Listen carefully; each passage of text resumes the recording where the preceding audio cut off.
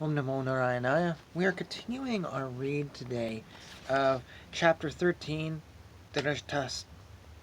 Sorry, I didn't get far on this one, did I? Dhritarashtra quits home. I've never said I could pronounce Sanskrit, and I've never tried. Some of these vowels and consonants are really hard for me, and I haven't heard these names before. Anyways, we're continuing the chapter. It's a long one, so I paused it before, and we will pick it up um, with verse 35. Sutta Goswami said, because of compassion and mental agitation, Sanjaya, not having seen his own master, Dhritarashtra, was aggrieved and could not properly reply to Maharaja Yudhishthira. First, he slowly pacified his mind by intelligence, and wiping away his tears and thinking of the feet of his master, he began to reply to Maharaja Yudhishthira. Sanjaya said, my dear descendant of the Kuru dynasty, I have no information of the determination of your two uncles and Gandhari. O king, I have been cheated by those great souls. While Sanjaya was thus speaking, Sri Narada, the powerful devotee of the Lord, appeared on the scene, carrying his tamburu. Maharaja Yudhishthira and his brothers received him properly by getting up from their seats and offering obeisances. Maharaja said, O godly personality, I do not know where my two uncles have gone, nor can I find my aesthetic aunt who is grief-stricken by the loss of all her sons. You are like a captain of the ship in the great ocean, and you can direct us to our destination. Thus addressed, the godly personality, Devarashi Narada, greatest of the philosopher devotees, began to speak.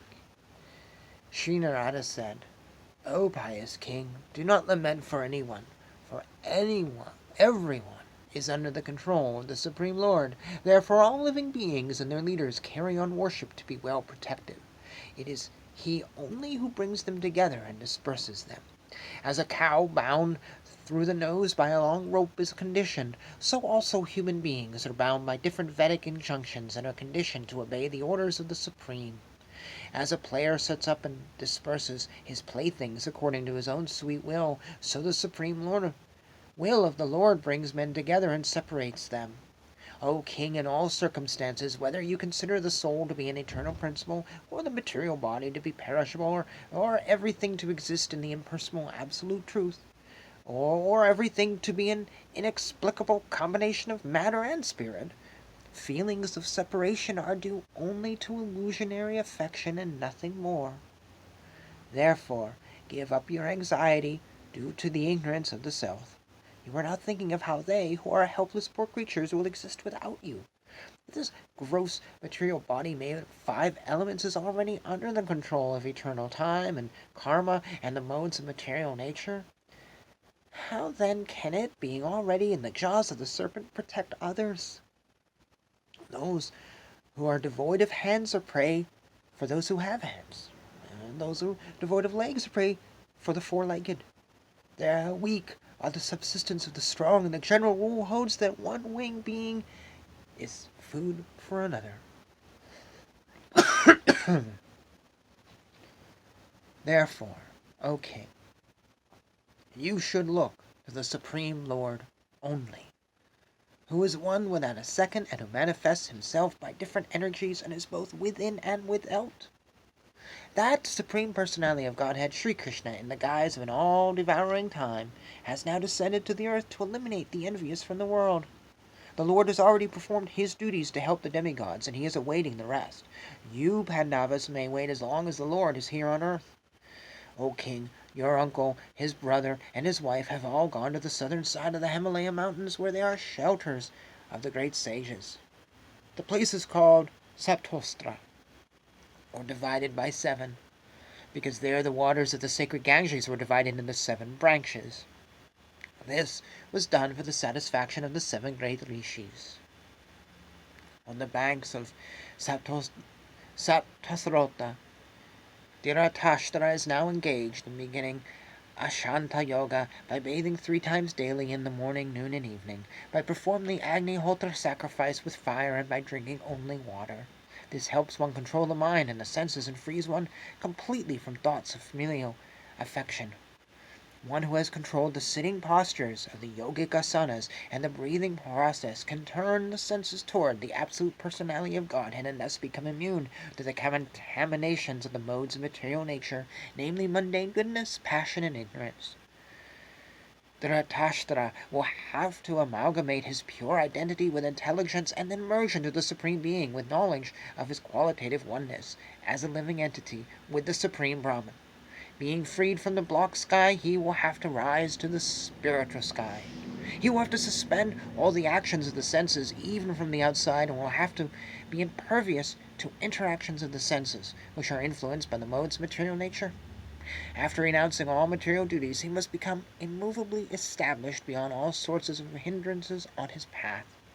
O king, he will quit his body, most probably on the 5th day from today, and his body will turn to ashes.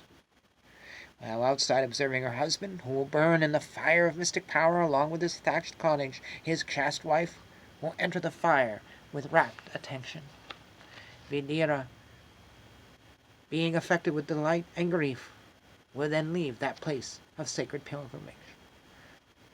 Having spoken thus, the great sage Narada, along with his Vina, ascended into outer space.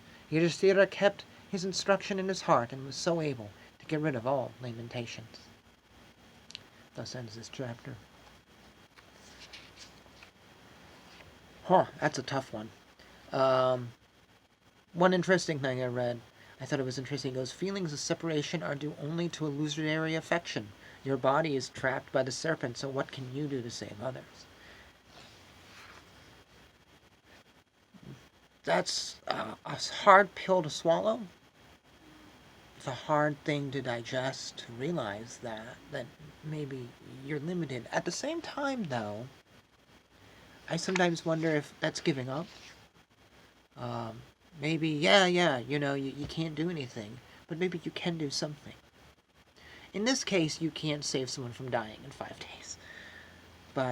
And that's probably the point here, was there was only so much he could do. It would probably take him a while to even get to that side of the mountains, and it'd be too late. Interesting, though. Many ways of reading this. It's an interesting text. I'm glad I'm reading it. Thoughts, comments, all that good stuff below. Thank you for hanging out with me. Sorry about the throat, and gets a little dry. So with this, I'll say Hare Krishna, Krishna, Krishna, Hare Hare, Hare Rama, Rama, Rama, Hare Hare.